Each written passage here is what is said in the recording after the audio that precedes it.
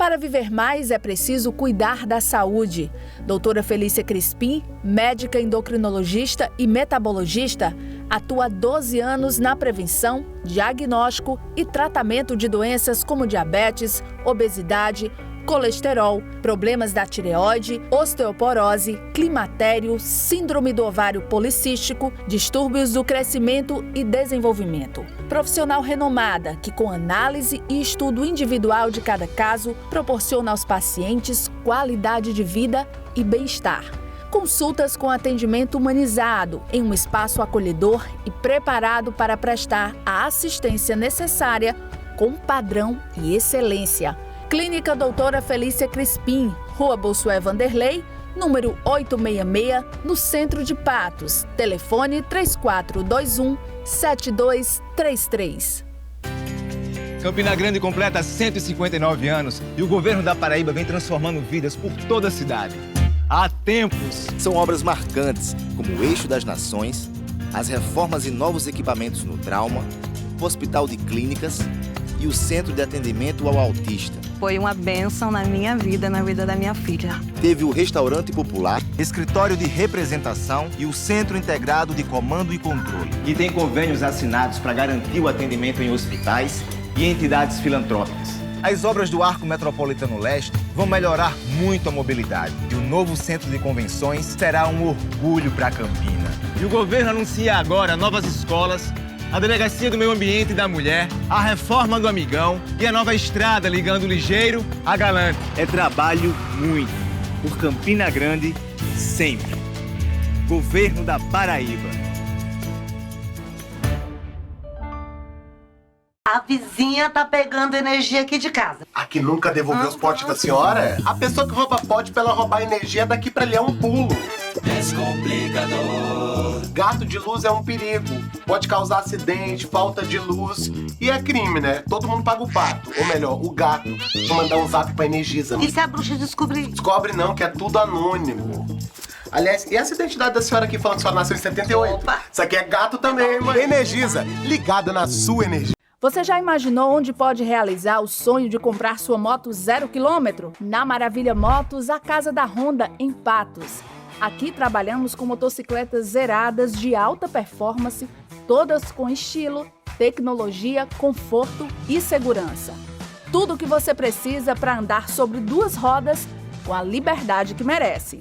A Maravilha Motos ainda oferece diversos serviços, como a oficina para o cliente fazer reparos, revisão e conserto, além de peças originais da marca, capacetes e acessórios.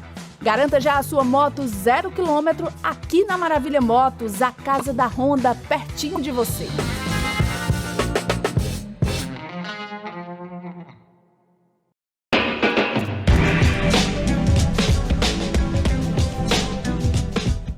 Bom dia, boa tarde, boa noite, boa madrugada, aqui é o professor Deusimar Dias. Estamos iniciando mais uma edição do programa Funes Cultural, uma parceria da Fundação Hernando Sátero com a TV Sol e a Rádio Tabajara. 3 anos, terceira temporada desse programa, mais de 100 edições, recebendo hoje aqui nos estúdios da TV Sol o nosso querido escritor, historiador Damião Lucena, para um programa super especial sobre os 100 anos do assassinato da menina Francisca, e nós vamos falar muito sobre essa história, sobre o processo, sobre a parte cultural que envolve o assassinato da menina Francisca e posteriormente a criação do parque, das romarias.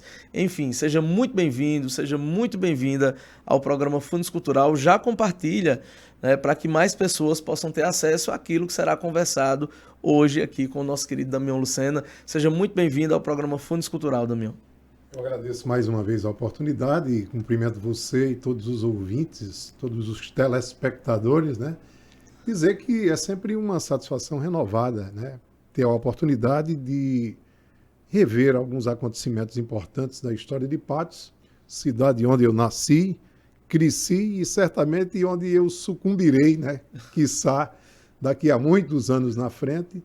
Então estamos à disposição, vamos conversar aí, os assuntos são variados, mas certamente a menina Francisca é um dos símbolos de Patos e eu diria que é um dos acontecimentos mais emblemáticos de nossa história. Pois é, eu já queria começar exatamente falando sobre isso. Você foi convidado recentemente para participar de vários eventos sobre esse fato. Qual a importância de revisitar, né, o entorno dessas histórias que envolvem a menina Francisca? Não é de hoje que você vem fazendo esse trabalho, mas qual é a importância de se revisitar essa história?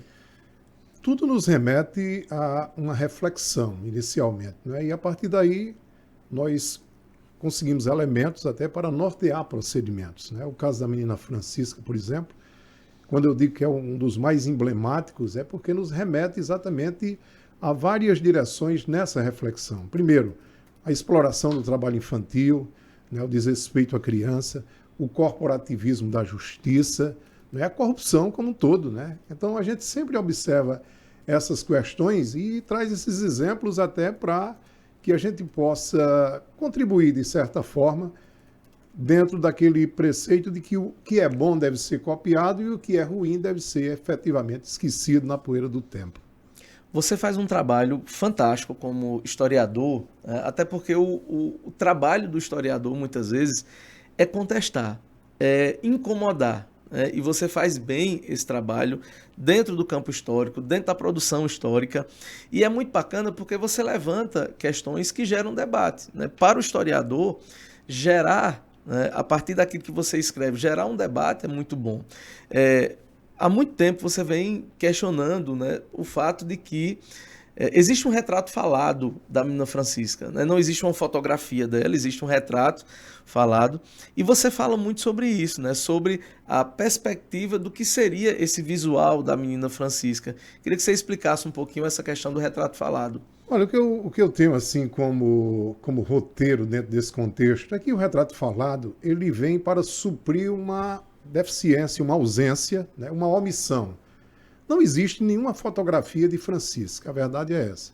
Então, tudo que nos remete ao pensamento, a gente pode imaginar que ela fosse uma negrinha, como muitos a tratavam dentro do contexto histórico, como filhas de escravos, por exemplo, mas Francisca é descendente de um povo cigano. Ela foi doada a esse casal como uma alternativa de sobrevivência, porque os seus pais eram andarilhos. E ela, por ser muito criança e raquítica, certamente o sol causticante do sertão da Paraíba, do interior do estado, não permitiria que ela fosse muito além. Não é? Até porque quando uma mãe se chega ao ponto de doar sua própria filha, ela só o faz por amor. Não há nenhuma justificativa fora isso.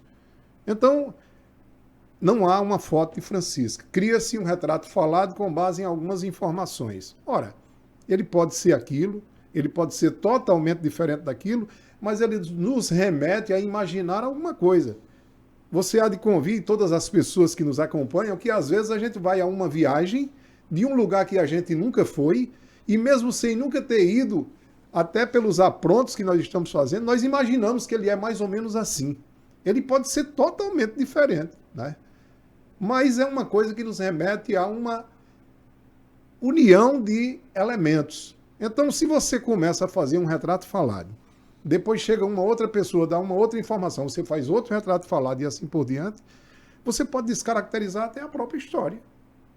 Eu discordei por quê? Porque o que era que apresentavam como justificativo? Uma senhora que já tinha mais de 90 anos, que acompanhou a menina Francisca, que disse que brincou com ela. Eu conheci a Ernestina, a esposa de Noé Trajano, porque eu jogava sueca com ela. Eu, ela, Basqueiroz, Ronaldo. E aí ela conversava muito porque ela foi vizinha da menina Francisca.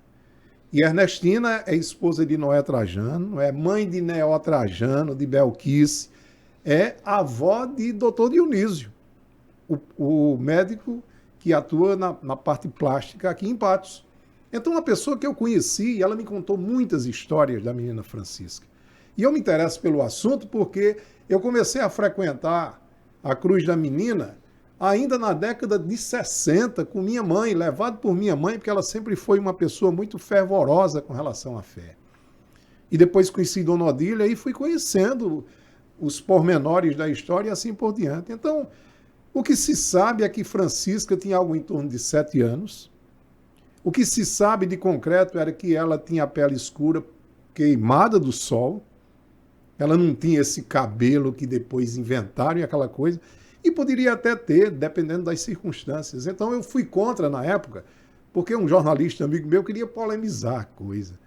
E polemizar, ao meu entender, é uma coisa natural, desde que não seja uma polêmica fabricada, como o retrato falado é. Eu sempre cito aquele exemplo, eu fui secretário de comunicação da Prefeitura de Patos durante 4 anos, e quando cheguei lá, a primeira coisa que eu observei é que tinha uma galeria dos prefeitos, e que o primeiro prefeito, Constantino, era um retrato falado, porque ninguém tinha uma foto de Constantino. Tempos depois eu consegui uma foto de Constantino para a gente colocar na galeria. Totalmente diferente do retrato falado. Para você ter uma ideia, Constantino era bem cabeludo e o retrato falado era careca. Então, a partir daí, o que eu quero dizer é o seguinte: o retrato falado ele tem que ser sempre apresentado como retrato falado, porque ele nos remete a alguns erros. Mas a importância dele é exatamente essa. A gente fala de Jesus, a gente tem um retrato falado de Jesus. A gente fala de Deus, a gente tem um retrato de Deus na nossa mente, que o seu pode ser totalmente diferente do meu e ser a mesma coisa. Então, eu acho que essa polêmica aí foi talvez uma tentativa frustrada, né? Eu nem estou dizendo que o primeiro nem o segundo são os mais semelhantes, esse ou aquele.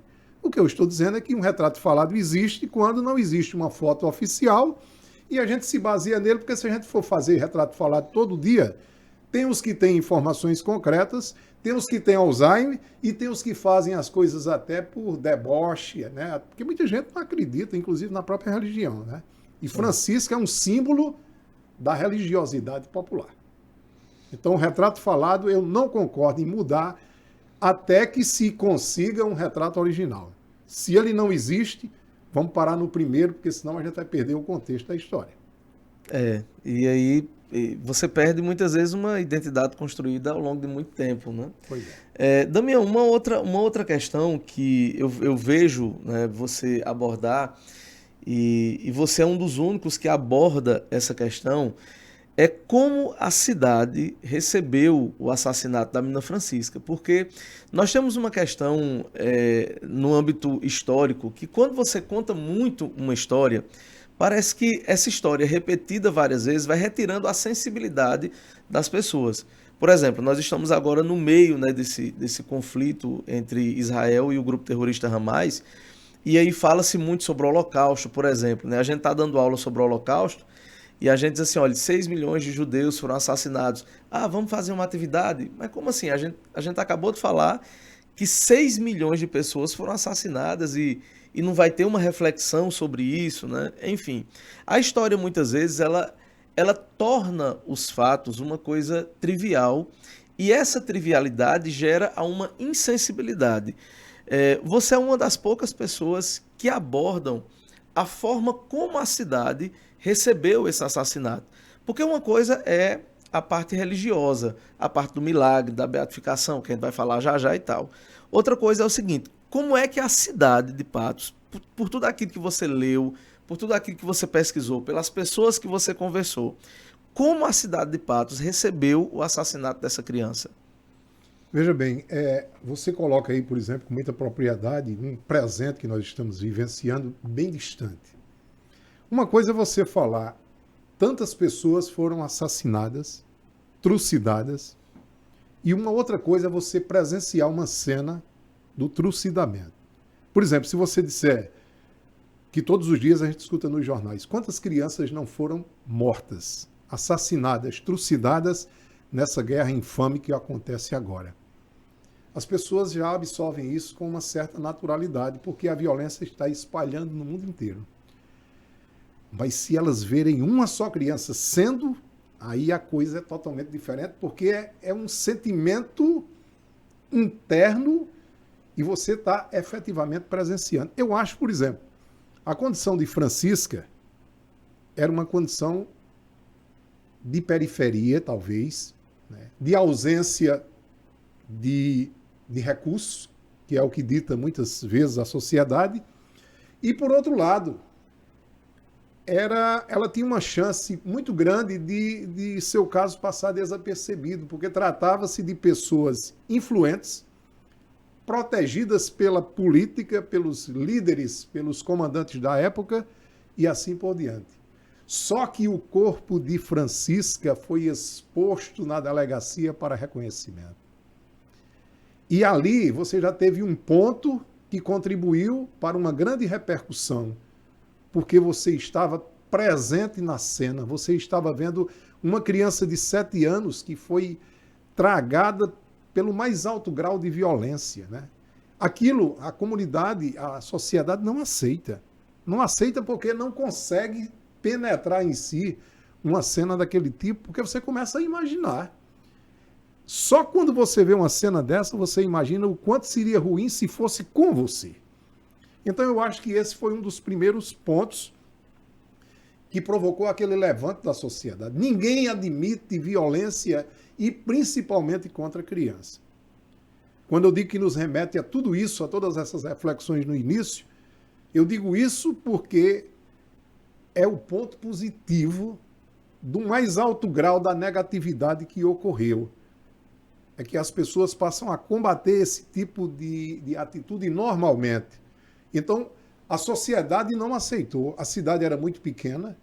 Francisca foi assassinada no mais alto grau de violência. Todos presenciaram porque o seu corpo teve que ser exposto para o reconhecimento da época.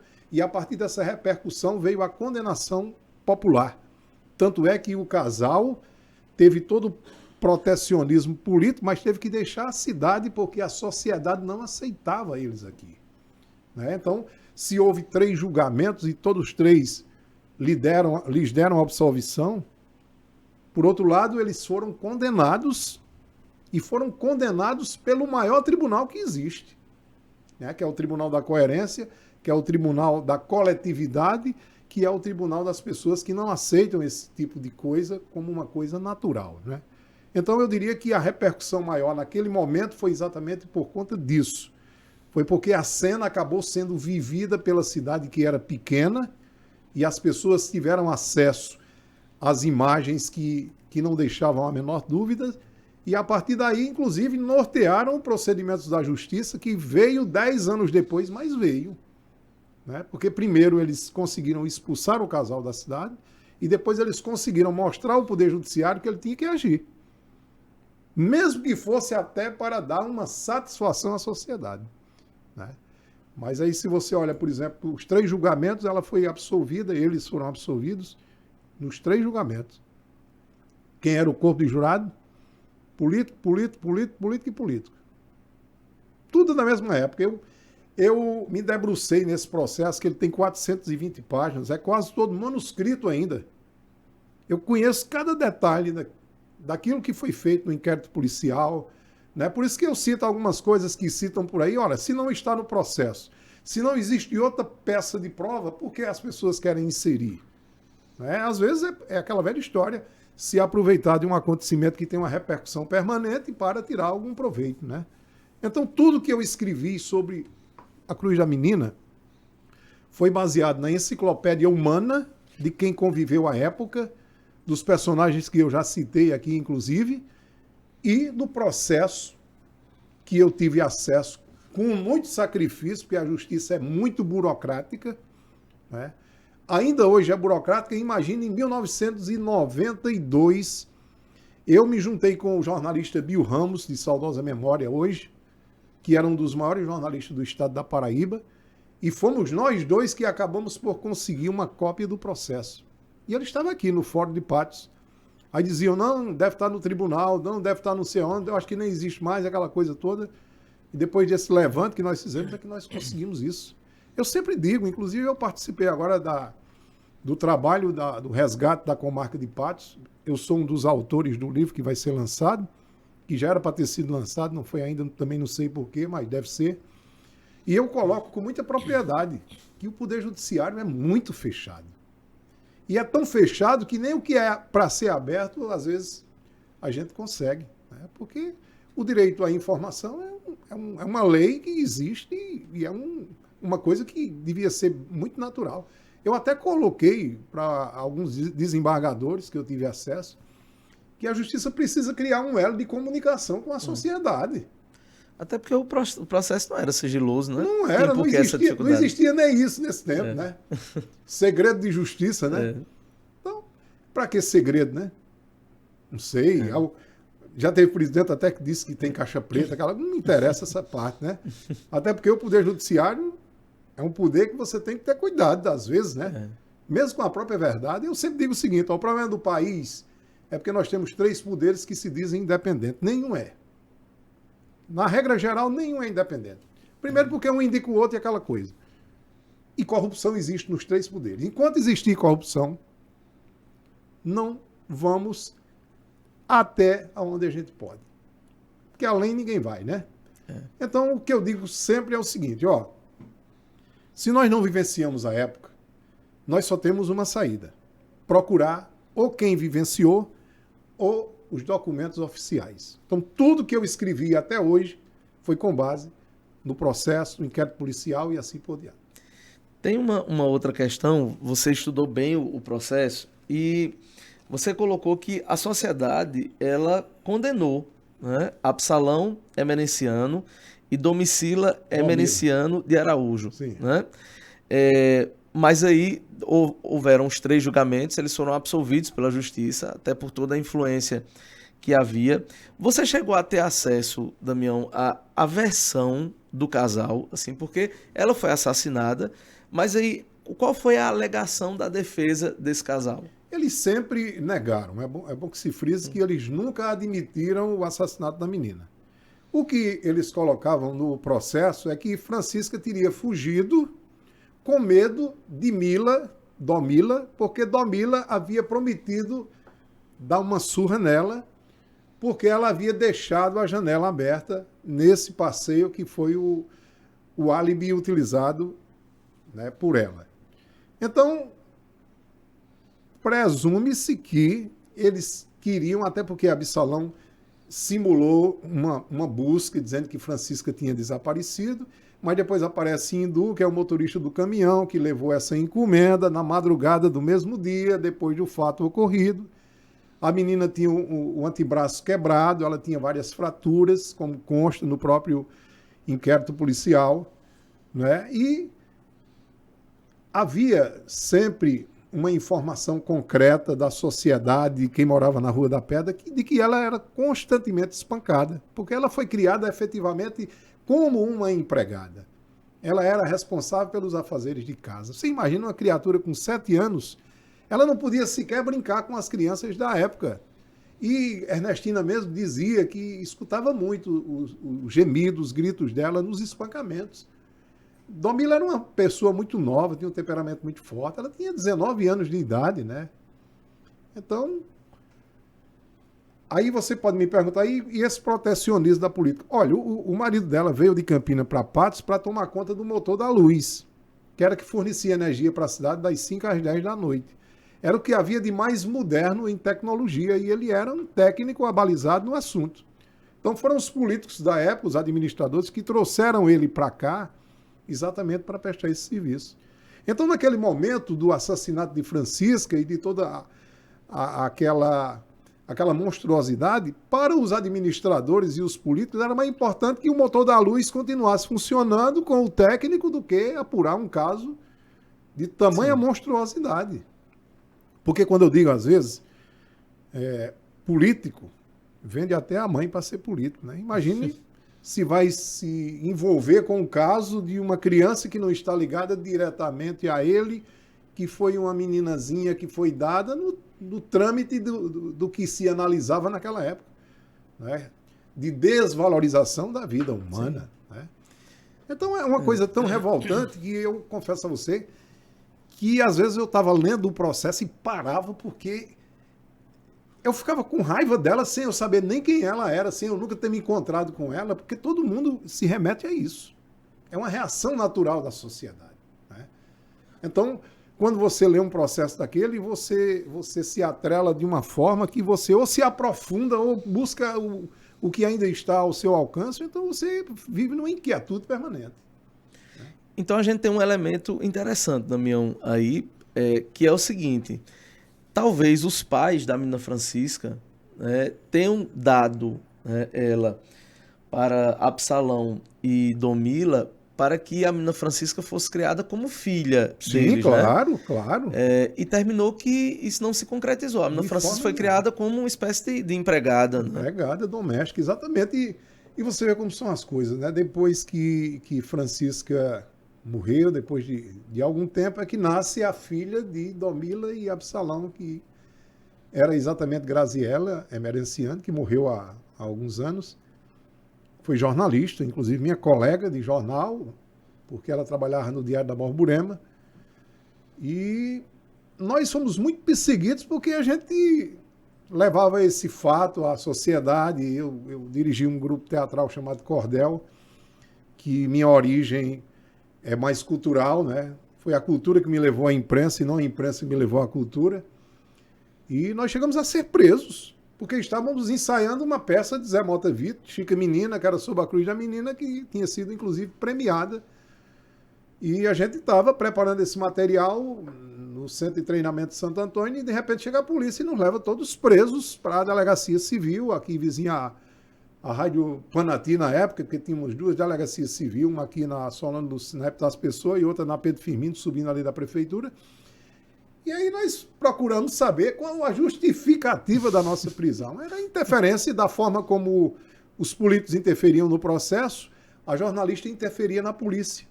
Né? Era um delegado lá do Vale do Pinhacó. Quando ele percebeu que nós éramos pessoas conscientes, nós éramos estudantes, né? A gente conhecia a vida, conhecia as leis, aí ele nos liberou, né? Como que estava fazendo um favor a gente ainda. Então, quando fui lançar o filme, em 1993... Graziella mandava recados, né, em tom de ameaças por Tereza Marinho, que era amiga dela.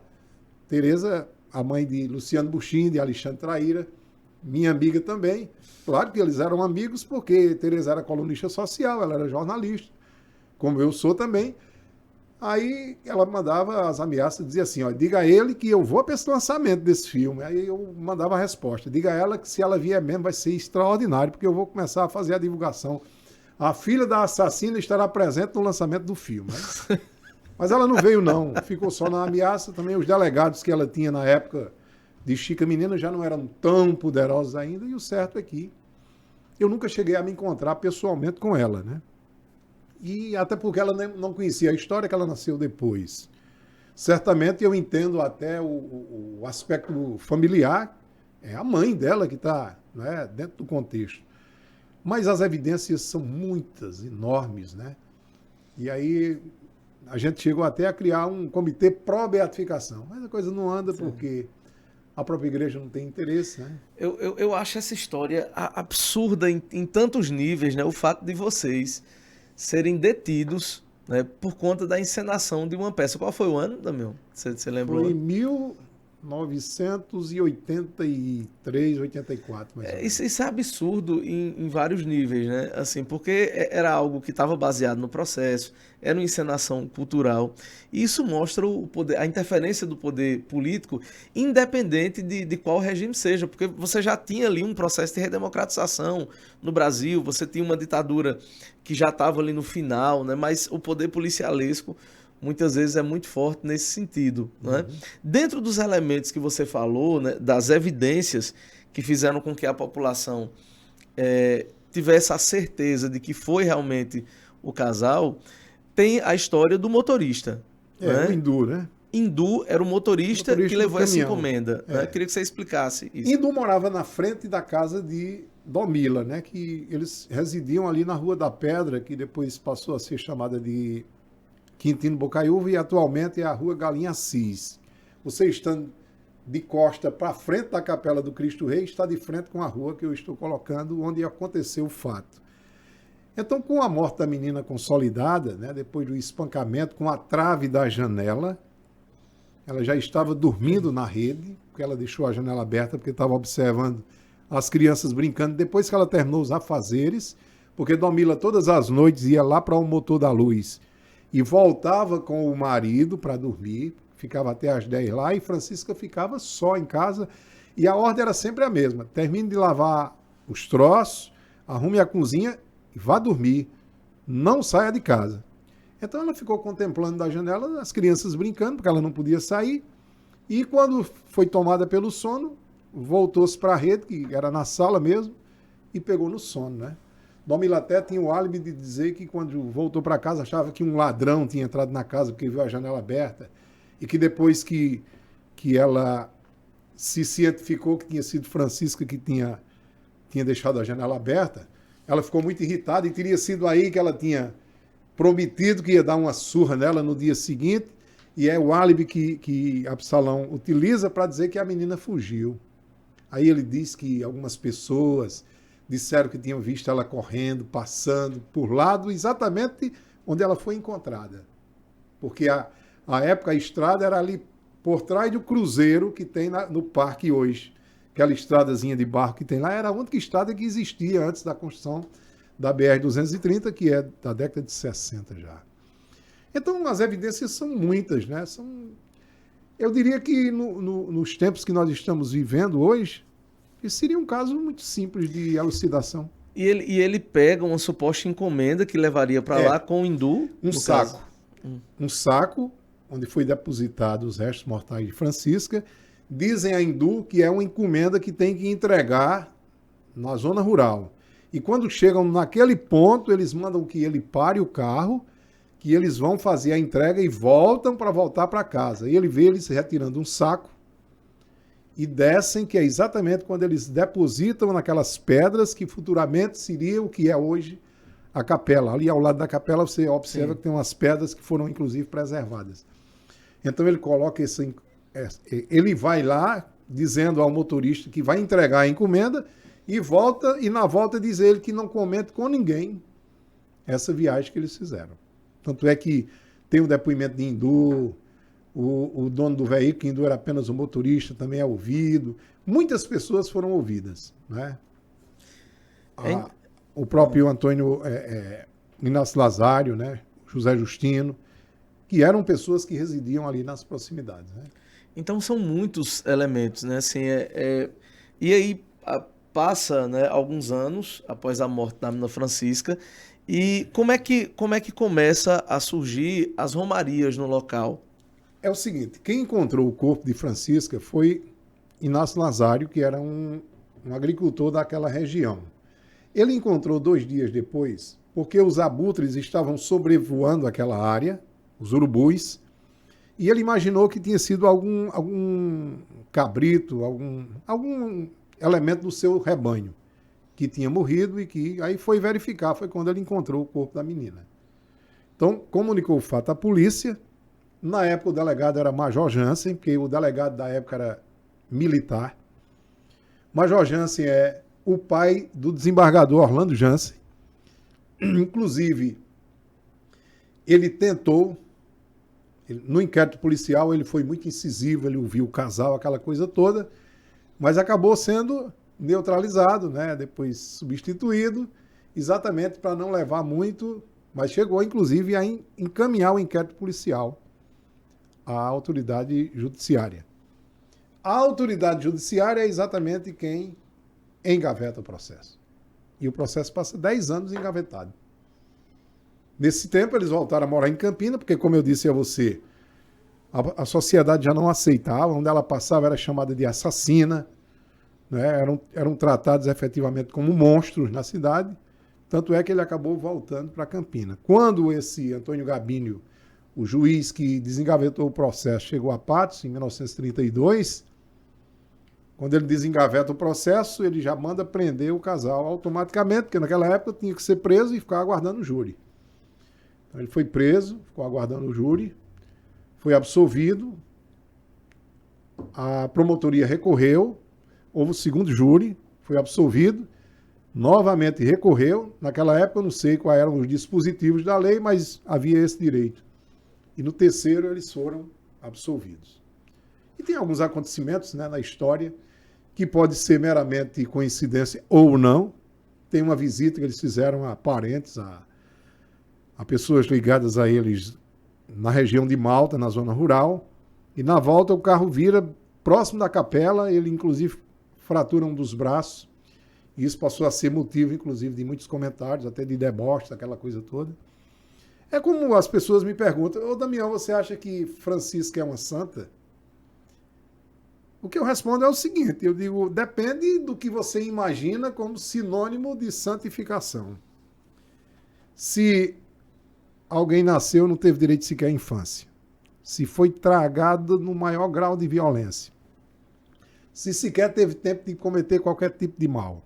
Se origina uma romaria, que é a sua pergunta, que começou exatamente porque quando Inácio Lázaro encontrou o corpo da menina e comunicou à polícia, por uma tradição da época, ele colocou uma cruz de madeira no local onde o corpo da menina foi encontrado. E ali as pessoas começavam a passar, parar, rezar, né, para a menina, inicialmente. Então, se você teve esse contexto e não for santo, nós que somos aspirantes a santo, pode tirar o cavalo da chuva, porque não vai conseguir essa patente, não. Então, a romaria começa nessa cruz. José Justino era outro agricultor da região, em uma grande seca que aconteceu em Patos, inclusive que o rebanho já começava a morrer e as pessoas já estavam com dificuldades, inclusive, de encontrar água para beber. Aí ele para na cruz, faz uma oração e, por intercessão da menina, faz um pedido a Deus para que apareça água, para ele tentar pelo menos salvar a família e o rebanho, que, como pagamento da promessa, ele constrói uma capela em homenagem à menina. E aí dizem que a capela, que a cacimba foi cavada ali ao lado e foi suficiente não apenas para as demandas que ele tinha como pleito, mas também para a construção da própria igreja, que foi, a capelinha foi inaugurada no dia 25 de abril de 1929. Inclusive tem fotos dele lá, né? Ele é avô de Nildo Pereira, que você conhece, que é Sim. radialista também. Sim. Pois é, então todos esses personagens não tem nada de ficção, absolutamente. Nem o filme tem nada de ficção. Tudo é com base na história. É o que eu acho mais interessante. Até os personagens têm o nome exatamente igual ao que ocorreu a todos os personagens da época, né? Então, eu diria que quando a Romaria começou, a fé popular ela é muito forte, como você sabe, né? Então, ela começou a avançar fronteiras e eu me lembro dos ex-votos, na antiga casinha de ex-voto, que era acoplada à igrejinha antiga, que chegava um tempo que tinha que enterrar, porque era muita coisa. Era assoberbado. Hoje a gente pode até visitar e ver as peças. Naquele tempo era tudo dentro de um tanque que parecia muito mais uma cisterna. Então tudo aquilo amontoado, né? A cadeira, às vezes, tinha muita muleta, muita bengala, e as pessoas precisavam ir lá. A própria Dona Odília doava, né? Tanto é que o mais emblemático dos ex-votos eram os pés do americano que veio deixar aqui, que é o que Dona Odília mais contava. Que era um norte-americano que tinha um defeito nos pés e sonhou com a menina lá, o relato dele. E acordou e quando olhou na janela viu ela como se ela estivesse voando e dizendo que a cura dele estava aqui. Que ele fizesse a réplica dos pés quando ficasse curado e viesse deixar. E ele veio para cá. Era o que ela narrava, né? Com muita propriedade. Mas você sabe que a parte de documentação a gente sofre muito porque imagine se nós tivéssemos esse material hoje. Que tamanho seria esse museu que a gente teria na Cruz da Menina? Mas Patos completou 190 anos em agosto. Nós não temos um museu ainda na cidade, né? Então aí... Temos aqui, eu estou aqui com o volume 2, né, de Patos de Todos os Tempos, a capital do sertão da Paraíba. Gente, são 2 volumes, né, já inclusive Damião vai falar um pouco, se você quer adquirir. Ainda tem, Damião? Lá para adquirir. Vai falar um pouco sobre a garagem cultural, né, para que vocês possam visitar. E aqui no volume 2, obra completíssima, pessoal. Assim, é incrível. Você quer conhecer a história de Patos, um pouco da história do sertão da Paraíba. Tá tudo aqui. É impressionante. E bem detalhado. Inclusive, aqui, Damião, na página 947 do volume 2, nós temos fotografia, né, da instalação da comissão pró-beatificação, que foi criada em 2017. Tem fotografias aqui do filme, das produções culturais, material, hino, enfim, tudo. Até onde essa comissão pró-beatificação foi, Damião? Até aí.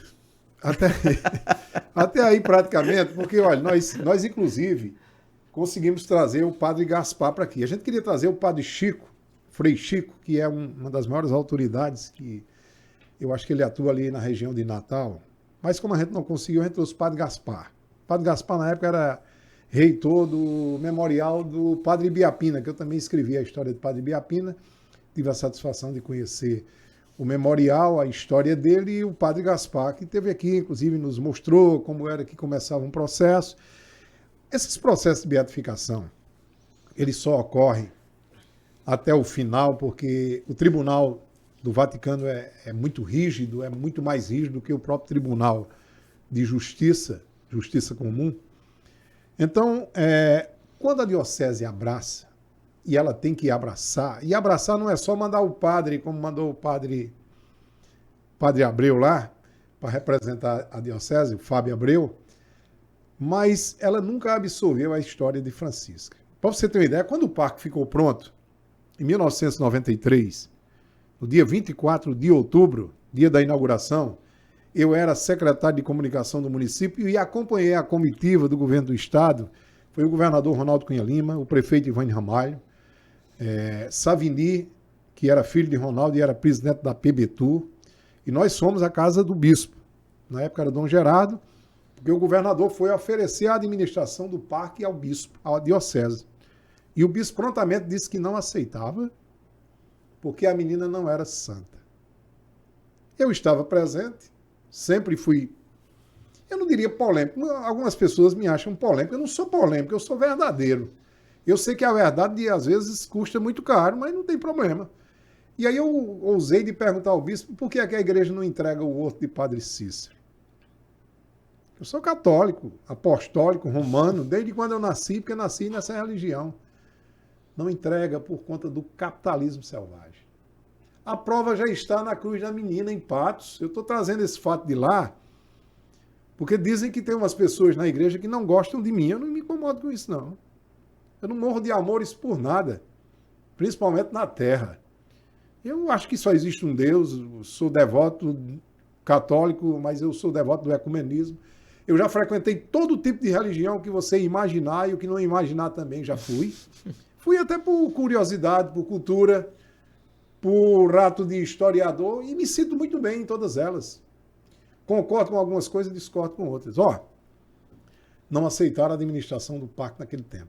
Nós torcíamos muito para que a igreja aceitasse, porque imaginávamos, pela lógica, que a igreja aceitando seria uma coisa extraordinária. Ora, o parque já tinha a estrutura que precisava, já tinha o mais difícil, faltava o elementar. Com a igreja lá dentro, nos espelhando em Padre Cícero do Juazeiro, que desenvolveu a cidade por inteiro. Só que a coisa não era bem assim. A igreja, posteriormente, não apenas aceitou, mas lutou muito para ter o parque na sua administração. E piorou. Com todas as letras, piorou. Por quê? Porque o parque passou a ser ainda mais um elefante branco. O parque tem um anfiteatro, não funciona. Tem umas barracas de souvenir, de lembranças, de coisas, não funciona porque não tem ninguém lá. Tem um restaurante extraordinário, não funciona. Essas coisas só funcionam se tiver gente. E só tem gente se tiver atração. Se não tiver uma programação, não vai nunca. Aí, para inteirar a história. O Padre Jair, quando foi construir aquela igreja de Santa Cruz, o objetivo dele era tirar as pessoas de dentro do parque. Porque o parque, a menina não era santa. Era para ir para a igreja católica lá. Construiu a igreja. Não conseguiu tirar as pessoas do parque. Teve uma época que a diocese sequer permitia que os padres celebrassem lá. Só quem celebrava era Padre Noronha, porque era radical. E ele dizia uma coisa com muita propriedade. Padre Noronha dizia, eu celebro em qualquer canto que Deus está em todo lugar. Pronto, era o que ele dizia e acabou a conversa. Né? Porque naquele tempo a gente tinha padre rebelde por algumas coisas, alguns acontecimentos coerentes como esse. Hoje a gente tem padre rebelde em todo canto, todo dia. A gente já vê até bispo brigando com padre e padre com bispo, né? Não existe mais nem respeito à hierarquia. Aí se você fala essas coisas, aí você começa a ser quase excomungado. Mas até padre Cícero foi excomungado da igreja, imagine eu. Mas eu não vou deixar de colocar essa questão. Então, o que eu quero dizer? O que foi que a igreja fez por último? A igreja tem uma rádio, tinha uma antena da rádio lá no alto da Tubiba, tinha que ter um funcionamento pleno lá, um funcionário 24 horas. O que foi que ela fez? Vendeu o terreno lá da Tubiba, pegou a antena da rádio e jogou dentro da Cruz da Menina. Uma antena com quase 100 metros de altura, com para-raio, esticou os cabos de aço, descaracterizando o parque, para fazer o quê? Economia, para capitalismo. Por quê? Porque lá a administração já é da diocese. A energia, salvo engano, é o governo do estado que paga. Não precisa de funcionário para tomar conta do equipamento da rádio. Construir, inclusive, uma estrutura para colocar os equipamentos lá dentro, sem nenhuma licença. Porque até quando você vai construir, você tem que ir na prefeitura. O arquiteto Regis Cavalcante, eu liguei para ele quando fizeram isso. E eu disse, Regis, você foi comunicado? Ele disse, não estou nem sabendo disso. Eu disse, como é que a gente faz para resolver isso? Ele disse, faça uma denúncia no Ministério Público. Se não resolver, faça no Ministério das Comunicações. Porque se não resolver, é só um atentado. Eu digo, não, atentado não, pelo amor de Deus, não. Eu sei que ele estava dizendo isso por brincadeira, né?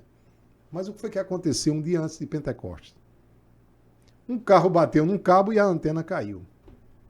Se tivesse sido no dia de Pentecostes, tinha havido um desastre, tinha havido um fato para ser esquecido e nunca seria da história. Tinha matado muita gente. Milhares de pessoas ali. Então eu imaginei que com esse acontecimento, talvez a igreja agora coloque a antena em outro lugar. Foi o que ela fez? Colocou no mesmo lugar. Tá lá. O parque não tem um controle, porque entra gente lá toda hora, de manhã, de tarde, de noite, de madrugada. Outra coisa, essas antenas de rádio, ela tem uns sistemas de para-raio que ela joga o raio para onde? Para baixo. Se acontece eu sempre digo o seguinte, eu já disse algumas vezes, pode ficar com raiva de mim, não estou me preocupando com isso não. Qualquer coisa que acontecer, por conta daquela estrutura mal colocada, indecente, descaracterizadora de um dos principais projetos que nós temos, a responsabilidade é de quem colocou ela lá. É de quem colocou ela lá. Porque para que é que a igreja queria? Eu, por exemplo, eu concordo que a igreja tome conta da parte religiosa do parque. Ótimo. Mas você já imaginou, Deusimar? O parque é uma referência a uma criança. Por que a gente não tem todo domingo um programa ou uma programação intitulada Domingo no Parque? Com brinquedos, com coisa para criança. Você vai atrair as pessoas. Onde tem gente acontece tudo. Tudo de bom que você imaginar, a partir de uma concentração popular, você já consegue. Eu torço muito hoje, como torci muito para a igreja administrar o parque, que o governo do estado tome conta do parque.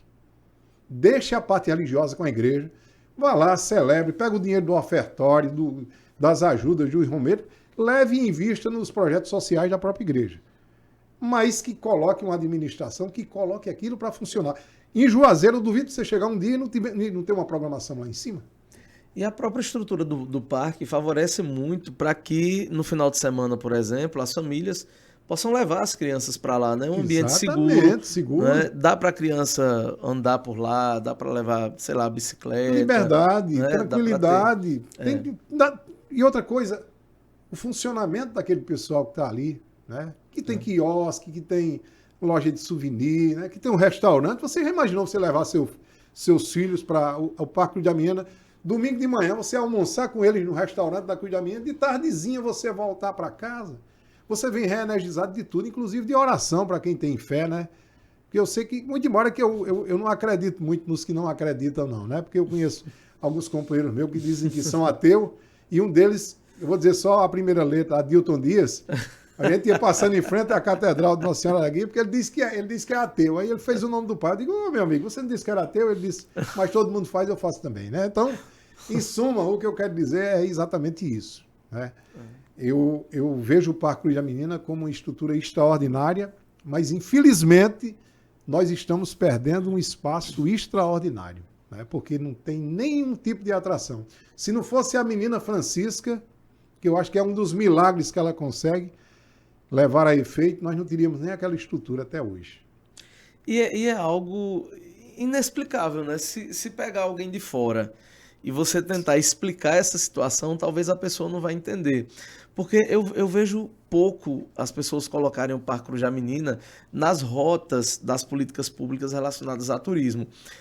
Em 2006, chegou a ser cogitado aqui em Patos, eu cheguei inclusive a participar de 2 dessas reuniões, um consórcio intermunicipal de turismo. Sim. E não sei se você chegou à época também a participar.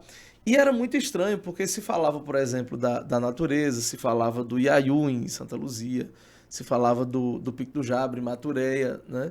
Falava-se de um roteiro natural, mas não se falava de um roteiro religioso, porque, como você colocou agora há pouco, nós temos uma estrutura pronta e fala-se muito pouco dessas alternativas, né?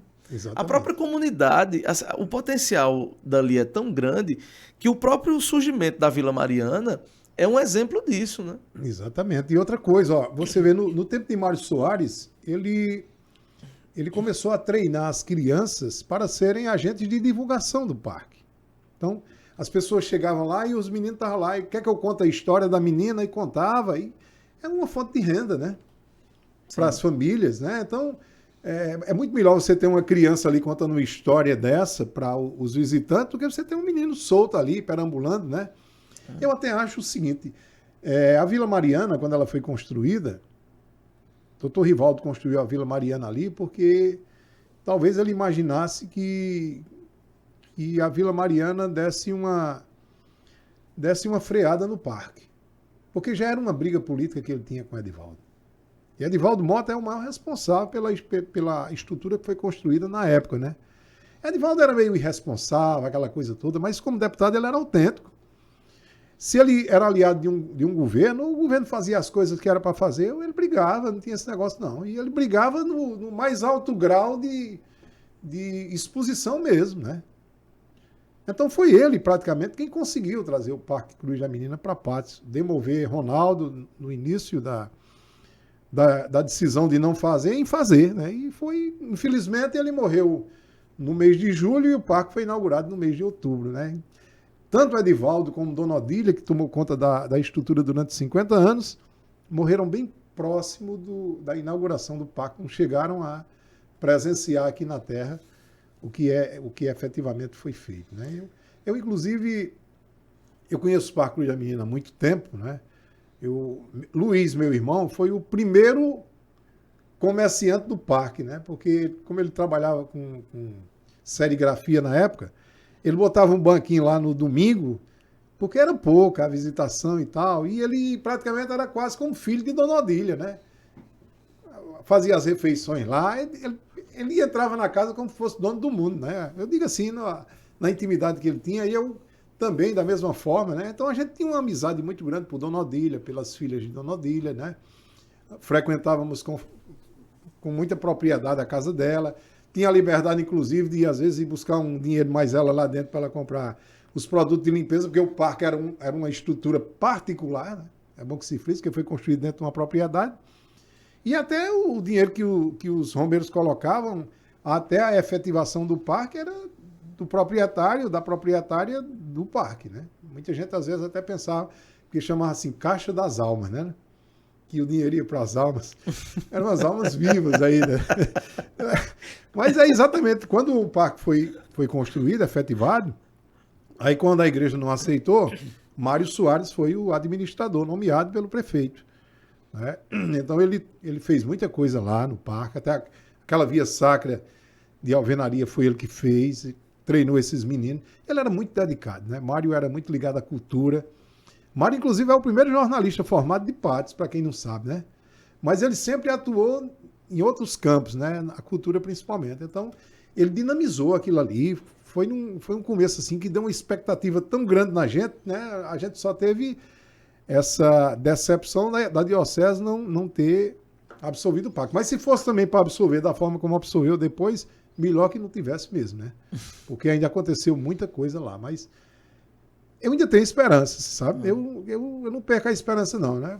Você vê o teatro que era para ser inaugurado em 2012, nós estamos em 2023, eu ainda estou com esperança, né? Então vai dar certo. Não morreu ainda, né? Quem sabe você não encena novamente a peça Cruz da Menina no teatro. Né? O problema é que o teatro tem que deixar de ser uma ficção, né? Ele tem que passar a ser uma realidade para que a gente possa até levar a ficção a ele, né? Inclusive, eu coloco aqui já a proposta publicamente. Eu acho que a inauguração do Teatro Municipal de Patos deveria ser com a reencenação da sua peça sobre a Cruz da Menina. Olha aí que coisa bacana. Eu não sei. Ela está com 30 anos agora, o no caso, a peça está com mais tempo, né? Eu espero que o filme está com 30 anos, é de 93, a peça deve estar com uns 40 anos. Quem sabe daqui uns 40 anos, né, o teatro esteja plenamente... Porque, olha, uma obra que foi projetada para 2012, a gente chega a 2023, a gente está vendo a parte de alvenaria bacana, chegando, mas entra para tu ver o que é que está faltando dentro. O teatro é interno, né? 520 cadeiras, acústica, tem nada. Estrutura de som, né? Que é Tem muito nada, complexa. Né? Não tem nada, rapaz. Não adianta a gente estar se iludindo, não. Quantas solenidades já se teve naquele teatro? Agora vai, agora... Um teatro, você vê uma construção que teve uma época que só tinha um pedreiro e um servente e os dois eram intrigados, meu amigo. Aí tem a santa paciência. O nome daquilo ali é desrespeito à sociedade. E olha que eu acompanhei desde o momento em que aquele fórum foi realizado na Fundação Hernando Sátiro, que eu fui, inclusive, quem falei lá no dia, né, da perspectiva, do fato, do pleito. Estava eu, estava Romildo, estava Zé Mota, estava a nata da cultura da época, né, e bem eufórico, né? Chegou lá o engenheiro, disse, nós vamos fazer em cima da unidade cultural. Quando chegou para começar, aí o engenheiro disse, agora eu não sei se a estrutura vai suportar. Aí, de um dia para outro, você vê, limpa o terreno. Aí, rapidamente, a estrutura começa a subir. Não, vai ser bem antes, não vai precisar esse tempo todo, não. E aí? Pois é uma situação complexa, é uma situação, até porque as obras que envolvem convênios estaduais, federais, obras municipais, sofrem muito das paralisações, né? Assim, é uma coisa de planejamento que a gente ainda sofre muito, até porque são dinheiros que chegam, dinheiros que deixam de chegar, são licitações que são feitas dentro de uma realidade que não é mais. Então, por exemplo, você tem hoje ali uma estrutura, um orçamento de som, de estrutura de acústica, que não corresponde mais à realidade, né? Então, o projeto que foi lá de 2012, por exemplo, hoje todo o sistema tecnológico de som de uma acústica de teatro é totalmente diferente, né? Pois é, e outra coisa... São outros valores, né? E Outra coisa, não se pode anunciar um projeto, né? Não se pode anunciar um projeto sem ter a certeza dele, né? Porque na época o projeto foi anunciado, era 4 milhões de reais. Eu acredito que já gastaram bem uns 20 milhões e até hoje nada. E quanto tempo aquela obra ficou parada? Paradíssima, abandonadíssima, né? Então eu vejo, eu fiz até alguns comparativos outro dia aqui, que as obras antigamente, o mercado público foi construído em 1952. Está intacto hoje. O Rivaldão passou, acho que uns 5 ou 6 anos para fazer uma reforma, ainda não terminaram. E hoje tem muito mais recursos, tem muito mais tecnologia. O que está acontecendo? Aí quando eu digo, e eu digo já agora generalizando, né? Eu digo generalizando. O que falta mais nas administrações públicas é honestidade. Se houvesse honestidade, a partir das informações, não só dos recursos, a coisa seria diferente. Porque se você tem menos recursos e consegue fazer mais, numa época, inclusive, até a gente está falando de 70 anos atrás. Qual é a obra pública hoje que tem uma duração de 70 anos? Você vê, o Rivaldão é do governo de Rivaldo Medeiros, que ele botou o nome dele porque era... Naquele tempo podia, né? E ele construiu. O Zé Cavalcante fez o Estádio Municipal Zé Cavalcante em 61. Rivaldo fez o Rivaldão já na década de 80. Hoje tem que morrer, né? Para poder ter uma homenagem. Hoje tem que morrer para poder ter uma homenagem, né? Ninguém quer. Ninguém quer. Damião, para que a religiosidade, as histórias em torno da religiosidade, para que essas histórias elas peguem, é preciso que hajam histórias no entorno disso, né? O Parque Cruz da Menina tem muitas histórias dos milagres, inclusive dos ex-votos, das romarias, e tem também histórias paralelas em torno do parque. Você disse que seu irmão foi o primeiro comerciante de lá. Será que ele viu o Roberto Carlos lá? Você lembra dessa história? De onde é que surgiu essa história? Eu acho que isso é uma história. É uma história? Não, isso é... Olha, tem gente que vive de inventar as coisas, né? Aquilo que você não consegue provar, você tem que, no mínimo, duvidar, né? Roberto Carlos nunca teve no Parque Cruz da Menina. O que há de concreto, Roberto Carlos teve em Patos em 1974, quando fez um show no Estádio Municipal Zé Cavalcante. A promoção foi do Rotary Clube de Patos, porque Pinga não quis, passou para Pedro Jorge, filho de Souto, e ele com medo, e tinha razão, passou para o Rotary. O show não deu para arrecadar o valor que havia sido combinado. O próprio Roberto Carlos abdicou do restante e ficou satisfeito com o que foi doado a ele, e ele nunca mais veio em Patos.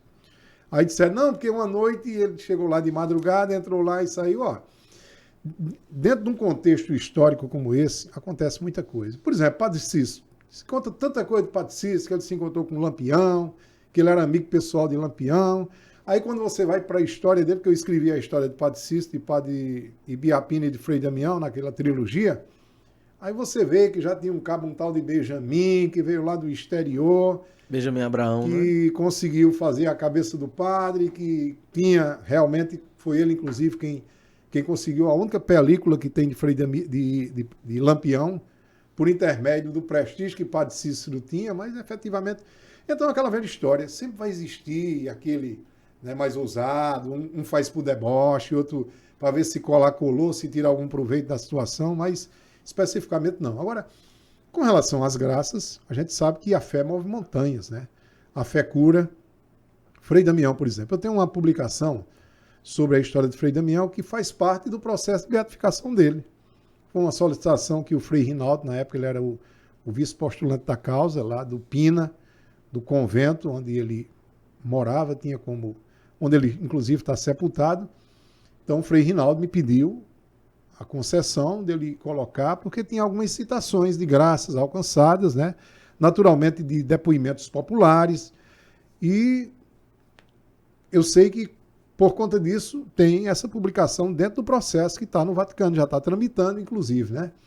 Então, por exemplo, Frei Damião tem 84 graças catalogadas, né? Então, tem que haver uma constatação, uma prova de uma para ele ser beatificado e em seguida uma segunda prova para que ele possa ser santificado. É assim exatamente que funciona, né?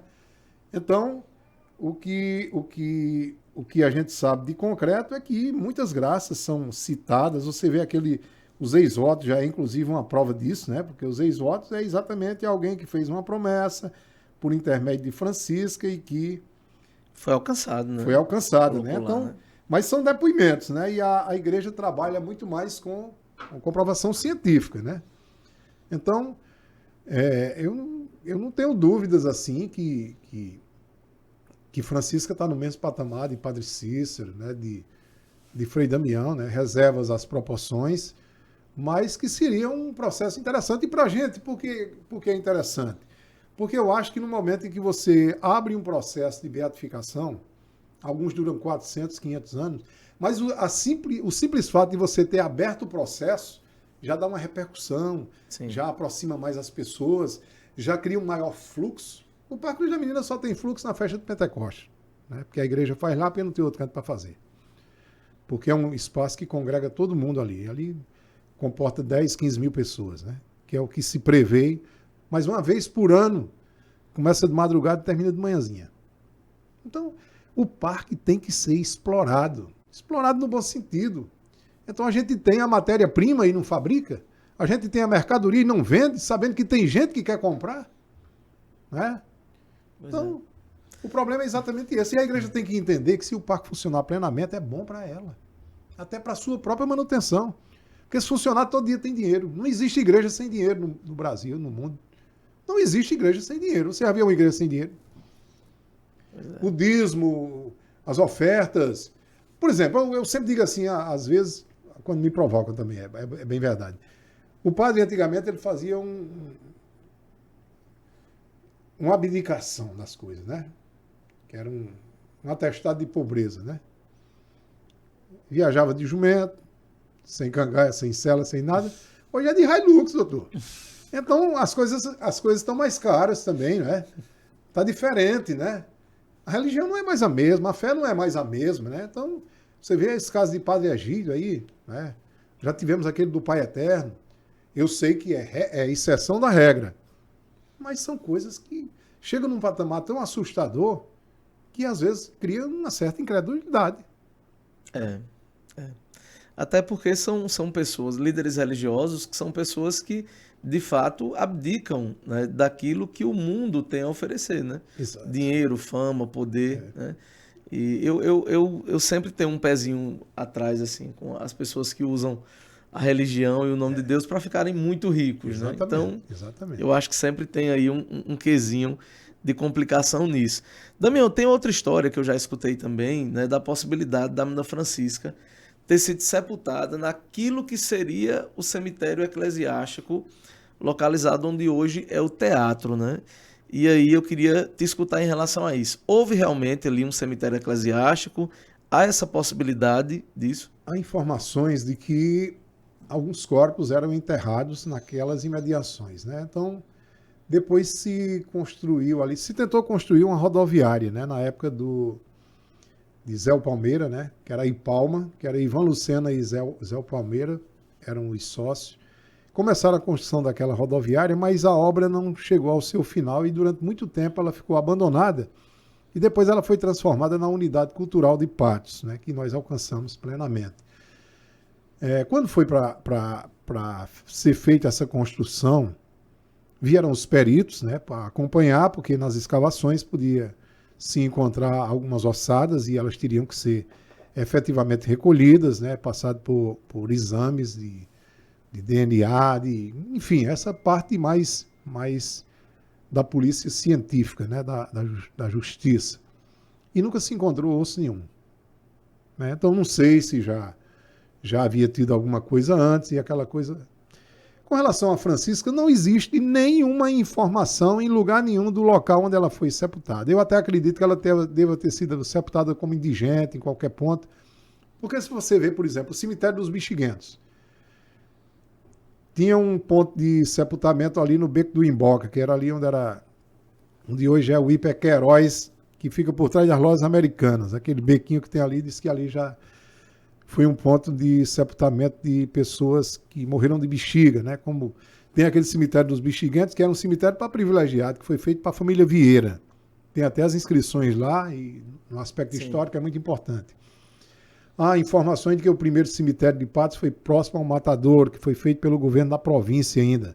Mas oficialmente o que nós vamos ter primeiramente é o cemitério de São Miguel, né? Que foi construído já com esse fim e foi mantido e está tudo documentado, enfim. Então, são informações, não existe nenhuma confirmação, ninguém sabe ao certo onde Francisca foi sepultada, porque se soubesse seria um ponto de romaria talvez maior, né, do que no parque, porque o parque ele sinaliza apenas o ponto onde ela foi encontrada, onde os seus restos mortais foram encontrados, mas...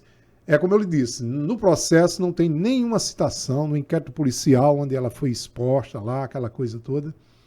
Até porque os restos mortais dela, quando encontraram na época, já estavam muito danificados, né? Os próprios urubus já tinham se apropriado de parte e não existia nenhum tipo de conservação. Colocavam ali, o povo queria se livrar, né? Principalmente as autoridades, o mais rápido possível por conta do Estado. E... por isso eu acho que pode ter sido. Eu não descarto, mas eu não confirmo, porque não há nenhuma prova concreta em torno disso. Pois é, gente, que programa fantástico hoje. Isso aqui é um documentário histórico, né, para o futuro, né, para você que quer conhecer um pouco mais sobre essa história. Estamos chegando ao final do programa Fundos Cultural de hoje, uma parceria da Fundação Hernando Sátiro com a TV Sol e a Rádio Tabajara. Eu digo que é um dos grandes projetos culturais, Damião, existentes hoje em Patos, é esse programa porque... nós já chegamos a mais de 100 edições, é a sua terceira participação no programa, temos quase 150 horas de material disponível no YouTube sobre a história de Patos, sobre a história da Paraíba, e o programa ele ocorre semanalmente, né, há 3 anos, e isso é muito bacana, a gente inclusive estimula, né, para que outras pessoas possam ter acesso também a esse material, independentemente de eu estar à frente ou não, esse projeto ele precisa continuar, porque é muito bom escutar pessoas que têm propriedade de fala, de pesquisa sobre esse tema. Queria aproveitar esse final, Damião, para que você divulgue, né, o material, divulgue a Garagem Cultural, né, o seu trabalho cultural, que é fantástico aqui na cidade. Quem quiser adquirir, né, o teu livro, então fica à vontade para as considerações. Pois é, eu, como disse no início do programa, Patos completou 190 anos de emancipação política. A instalação da primeira Câmara foi no dia 22 de agosto de 1833. Estamos chegando aos 120 anos de elevação à categoria de cidade e Patos não tem um museu. Então, por conta disso e por conta própria, né, eu banquei e executei o projeto Garagem Cultural, que em agosto completou 1 ano. Eu já tenho mais de 1.000 assinaturas de pessoas que visitaram a garagem e visitam por agendamento, porque eu não posso estar lá permanentemente. Não tive ajuda de absolutamente nenhum órgão público. Né? É um projeto popular, é um projeto pessoal, mas é voltado para o coletivo. E entendo que dessa forma estou fazendo a minha participação, né? A minha responsabilidade social. E lá nós temos algumas coisas de Patos, algumas lembranças de Patos, alguns souvenirs de Patos, algumas publicações de Patos. Às vezes as pessoas vêm a Patos e não tem nada para levar de lembrança. E principalmente agora nós temos esse livro, né? Já não temos tantos exemplares e esse livro só foi possível graças a um prêmio que eu recebi da Lei Aldir Blanc, né? A Lei Aldir Blanc do governo federal. Foi um prêmio de R$50 mil. Recebi 37 porque o imposto de renda comeu 13 na fonte. Vivemos num país de contradição que diz que publicação é isenta de imposto, mas um prêmio que você recebe do governo federal por uma publicação que passou 40 anos para ficar pronta não é isento. Esse livro saíram apenas 1.000 exemplares. Né? A impressão dele custou R$60 mil, só a impressão, afora todas as despesas. E a gente tem alguns exemplares ainda lá na Garagem Cultural. São 2 volumes, total de 1.064 páginas. Custa R$100 o kit completo. E aqui tem tudo sobre Patos, desde o século XIV até os dias atuais. Né? Inclusive, até a pandemia já está aqui, com riqueza de detalhes, com as pessoas que nos deixaram nesse período. E eu aproveito até para convidar, eu estou recebendo muita gente esse mês, porque é o aniversário da cidade de Patos. Muitas escolas, inclusive escolas dos órgãos, dos setores que não colaboram muito com a cultura, mas eu não me incomodo com isso não, sabe? Eu sei que eu estou fazendo a minha parte, estou de bem comigo, estou voltando à minha antiga morada, se Deus quiser, até dezembro, porque eu fui morar um pouco mais distante e não me acostumei, então estou voltando para perto da Garagem Cultural e vou estacionar por lá e, pelo menos, se eu conseguir dar algum tipo de incentivo aos novos ativistas culturais para que nossa cultura continue forte, como sempre foi, e é esse ativismo forte, inclusive, com você, comigo, com Romildo, com Zé Mota, com todos aqueles, com Alex Souto, então com todos aqueles que efetivamente estão aqui na defesa da cultura, é esse movimento que nos faz ser fortes, independente das intempéries, dos desgovernos e assim por diante. Né? Eu não tenho nenhum inimigo, né? Às vezes eu critico um setor ou outro, acham que eu tenho alguma divergência, pessoal, não tenho divergência com ninguém. Eu apenas tenho um compromisso com a verdade, talvez seja por isso que eu tenha militado 40 anos na imprensa e há 5 anos estou desempregado, né? Porque a imprensa de hoje, as pessoas até perguntam assim, mas rapaz, você deixou o rádio? Eu digo, não, foi o rádio que me deixou, né? Eu trabalhei, eu acho que umas 5 vezes nas empresas de comunicação de Patos e todas as vezes que eu saí, eu levo isso até como um trunfo. Eu não pedi para sair, não, eu fui convidado para sair mesmo, mas em nenhuma delas eu saí por justa causa. Saí porque eu não vendo editoria, porque a editoria não se vende. É a profissão que você tem, ou você preserva ela, ou você acaba no ostracismo, como os políticos têm acabado ao longo da história, e você sabe bem disso. Alguns podem até permanecer por muito tempo. E eu não posso permanecer por muito tempo como jornalista. Eu tenho que permanecer por todo o tempo, né, em que eu estiver aqui. Então, eu agradeço a você, Deusimar, e a todos os que fazem parte desse projeto, e me coloco à disposição, estarei sempre à disposição para que a gente possa conversar e trazer elementos que possam contribuir para que a nossa cultura seja forte como sempre foi e sempre será, e a gente não se curve diante de obstáculos que podem ser superados com uma pitada de determinação. Um grande abraço a todos. Valeu, gente. Semana que vem estaremos aqui novamente em mais uma edição do programa Funes Cultural, uma parceria da Fundação Hernando Sátiro com a TV Sol e a Rádio Tabajara. Valeu, gente.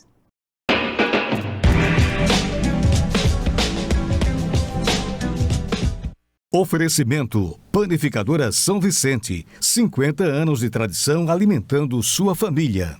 A vizinha tá pegando energia aqui de casa. A que nunca devolveu os potes da senhora? A pessoa que rouba pote pra ela roubar energia daqui pra ali é um pulo. Descomplicador. Gato de luz é um perigo. Pode causar acidente, falta de luz. E é crime, né? Todo mundo paga o pato. Ou melhor, o gato. Vou mandar um zap pra Energisa. E se a bruxa descobrir? Descobre não, que é tudo anônimo. Aliás, e essa identidade da senhora aqui falando que a senhora nasceu em 78? Opa. Isso aqui é gato também, mãe. Energisa, ligada na sua energia. Campina Grande completa 159 anos e o governo da Paraíba vem transformando vidas por toda a cidade. Há tempos. São obras marcantes, como o Eixo das Nações, as reformas e novos equipamentos no trauma, o Hospital de Clínicas e o Centro de Atendimento ao Autista. Foi uma bênção na minha vida, na vida da minha filha. Teve o Restaurante Popular, Escritório de Representação e o Centro Integrado de Comando e Controle. E tem convênios assinados para garantir o atendimento em hospitais e entidades filantrópicas. As obras do Arco Metropolitano Leste vão melhorar muito a mobilidade. E o novo Centro de Convenções será um orgulho para Campina. E o governo anuncia agora novas escolas, a Delegacia do Meio Ambiente e da Mulher, a reforma do Amigão e a nova estrada ligando Ligeiro a Galante. É trabalho muito. Por Campina Grande, sempre. Governo da Paraíba. Quer cuidar do seu carro com conforto, segurança e agilidade? Há 20 anos, o Varejão do Óleo faz isso por você e seu automóvel. Com uma equipe de técnicos treinada, garantimos o serviço de troca de óleo com total qualidade e as mais modernas opções de produtos. Trabalhamos com todos os tipos de lubrificantes e óleos para motor, caixa de marcha mecânica e automática, suspensão, hidráulica e muito mais. No Varejão do Óleo você encontra tudo o que precisa para carros de passeio, caminhões, máquinas pesadas e geradores, com o melhor preço e as melhores condições de pagamento, além de um atendimento personalizado. No Varejão do Óleo tem ainda o serviço de lavagem especial para deixar o carro limpo e brilhando. Tá esperando o quê? Varejão do Óleo. Aqui você conhece e confia. Tem gente dizendo que dá pra aprender inglês falando português, usando ferramentas mágicas e até dormindo. Acorda! Se você quer falar inglês ou espanhol de verdade, você precisa de método. Com o método CCAA, você aprende falando, naturalmente, e ainda escolhe como vai assistir a cada aula. No CCAA, online, tudo ao vivo. Fale! Aqui você tem voz e o CCAA tem o método. CCAA, é assim que se fala.